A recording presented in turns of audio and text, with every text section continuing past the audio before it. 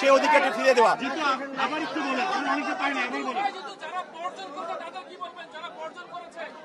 দেখেন, আমরা মূলত ভোটের অধিকার ফিরে পাওয়ার জন্য বা জাকসু বাস্তবায়নের জন্য দীর্ঘদিন আমরা সংগ্রাম করে এসেছিলাম।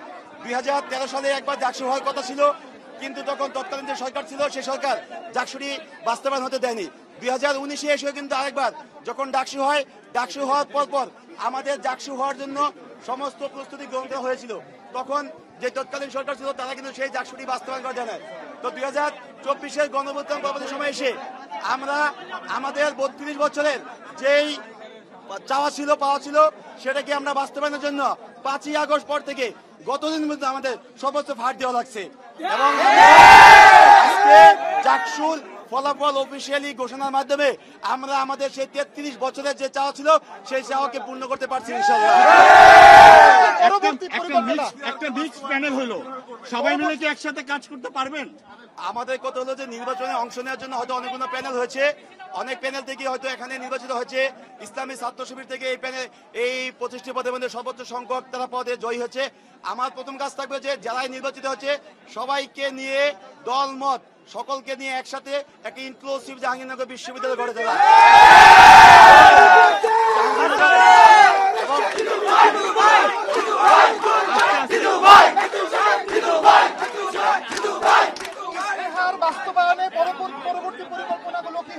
আমাদের ইস্তিহার যেগুলো আমরা দিয়েছি, আমরা হয়তো শিক্ষার্থীদের এমন কোন অলিক ইস্তিহার দেয়নি যেগুলো আমরা বাস্তবায়ন করতে পারবো না।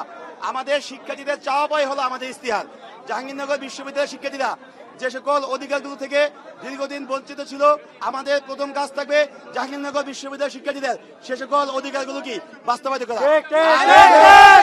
আমাদের একটি প্রথম কাজ থাকবে এই জাহাঙ্গীরনগর বিশ্ববিদ্যালয় থেকে সকল প্রকার দলীয় যে লেজভিত্তিক রাজনীতির চর্চা সেটি বন্ধ করবে ইনশাআল্লাহ।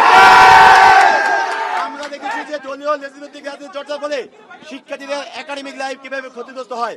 আমাদের কাছে শিক্ষার্থীদের জন্য একটি শতভাগ নিরাপদ একটি ক্যাম্পাস গড়ে তোলা এবং নিরাপদ এবং শিক্ষার্থী বান্ধব ক্যাম্পাস গড়ে তোলার জন্য আমাদের যেভাবে কাজ করা লাগে শিক্ষার্থীদের সাথে নিয়ে আমরা সেভাবে কাজ করে যাবো ইনশাআল্লাহ।